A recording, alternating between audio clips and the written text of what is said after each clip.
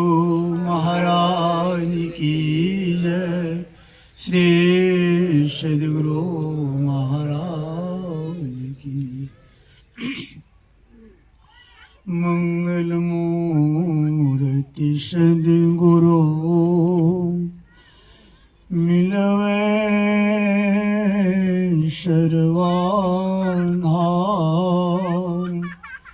मंगलमय मंगल करना विनवो बारंबार। ज्ञान उदधि और ज्ञान घन सद्गुरु शंकर रो। नमो नमो बहुवारी सकल सुपूजन हो। धन्य धन्य सद्गुरु सुखद महिमा कही न जाय। जो कुछ कहो प्रभु तुम्हारी कृपा मुझे कछो न वसाय। निर्मल निरामय संत जना महिमानंत अनाम।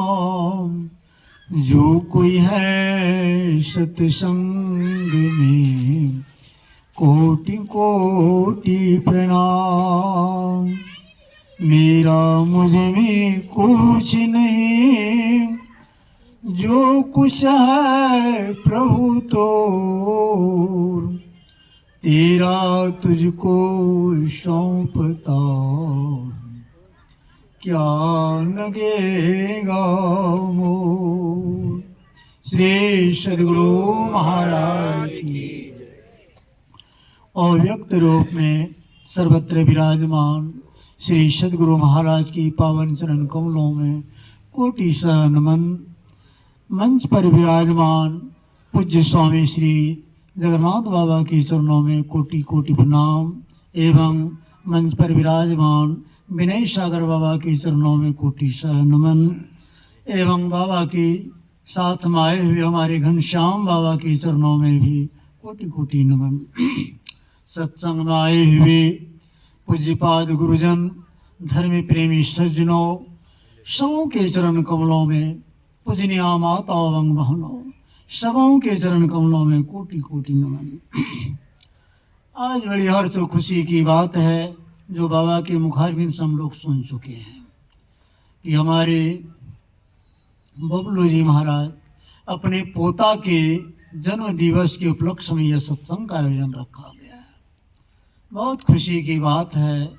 लोग किसी भी माध्यम से किसी भी तरह से यह सत्संग करा रहे हैं। देखने में तो बहुत छोटा सा लग रहा है लेकिन इसकी महिमा बहुत है। बहुतों बार आप लोग सुनते सत्संग की क्या महिमा है, सत्संग की क्या आवश्यकता है, सत्संग क्यों करना चाहिए, क्यों हम करें। देहि सत्संग निज रंग भिरि भवभंग कारण सुखारी। कहते हैं सत्संग ही परमात्मा का निज अंग है। सत्संग के द्वारा ही परमात्मा का तत्व ज्ञान का विचार बताया जाता है और बताए हुए विचार के अनुकूल जो चलने का प्रयास प्रयत्न करते हैं वो परमात्मा का अंदर में दर्शन करते हैं। अभी हम लोग बाबा से सुन रहे थे जो मनोयोग पूर्वक सुन रहे थे। सुन ही समझ ही जन मुदित मन मज्जहि अति अनुराग लहि चार फल अजत तनु साधु समाज प्रिया। जो आनंद मन से सत्संग में सुनते हैं, सुनकर समझते हैं और उसको विचार करते हृदय में धारण करते हैं, क्या होगा। कहते चारों फल की प्राप्ति शरीर रहती। अर्थ धर्म काम और मोक्ष। अर्थ कहती संपत्ति। जो ठीक ठीक मनोयोग पूर्वक संत सत्संग करेंगे उनको मोटी रोटी और मोटे कपड़े की अभाव नहीं होगा। रहने का घर का अभाव नहीं होगा और वह प्राणी ऐसे जिएगा जैसे कोई सुखी धर्मात्मा पुरुष हो। लोग दुखी क्यों होते हैं? बहुत लोग दुख में क्यों दुखी हो जाते हैं, क्यों घबरा जाते हैं? क्यों? वो परमात्मा से दूर है, इसीलिए दुखी होते हैं। जिनकी परमात्मा से लगन लग जाए,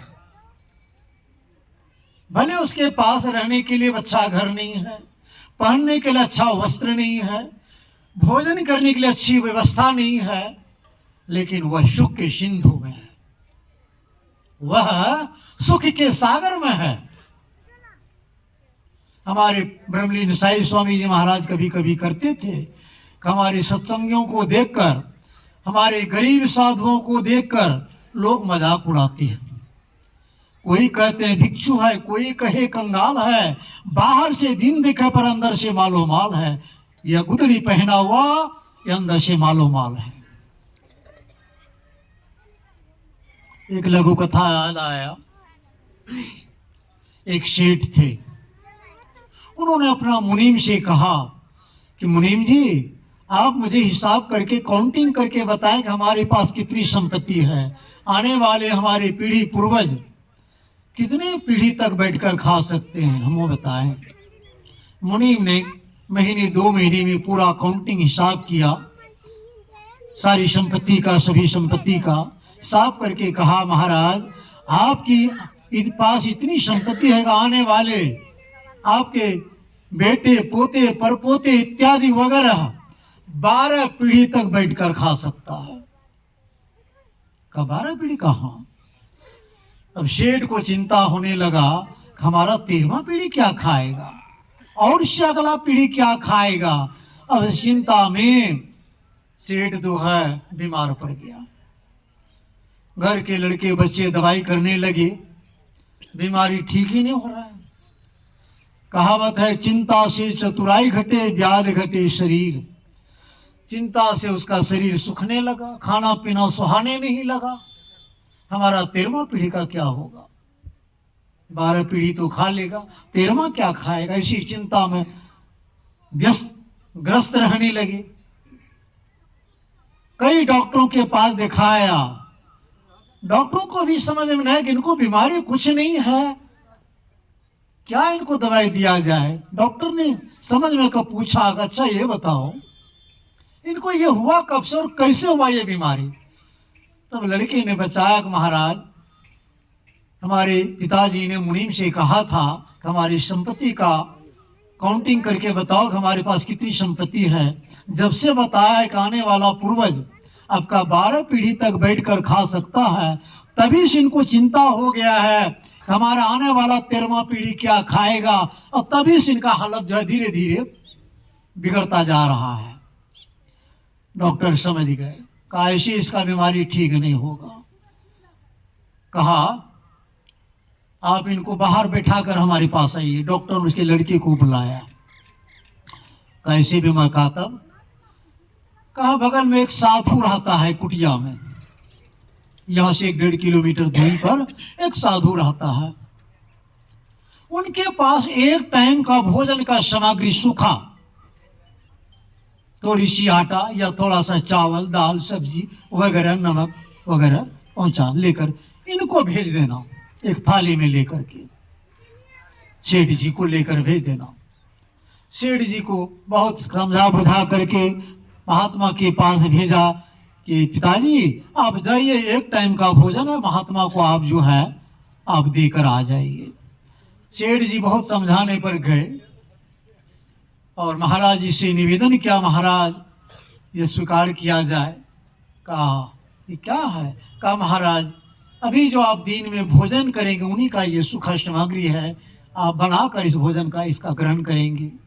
कहा जाइए ले जाइए, आज का भोजन का जो व्यवस्था हमारा आ गया है, आज जो हम अभी भोजन करेंगे दिन में उसका सूखा सामान हमारे पास आ गया, स्नान पूजा करके फिर हम भोजन बनाएंगे, भोजन करेंगे। अच्छा नहीं महाराज कोई बात नहीं, शाम के लिए रख लीजिए, कल के लिए रख लीजिए। कहा ये काम हम नहीं करते, भोजन शाम में करें, अभी से उसका हम जो है संग्रह करें, ये काम हम नहीं करते हैं। तो महाराज कैसा अजीब महात्मा है, हमारे पास आने वाले पूर्वज 12 पीढ़ी के लिए संपत्ति, इतनी संपत्ति है कि बैठकर खा सकता है, तब भी मुझे 13वां पीढ़ी का चिंता हो रहा है। और आपको एक वक्त का भोजन आया है, दूसरे वक्त के लिए मैं देना चाहता तो वो रखने नहीं चाहते हैं। कैसा बाबा जी महात्मा है। कहा महाराज हमारा समय खराब ना, आप ले जाइए, हमें जरूरत नहीं है।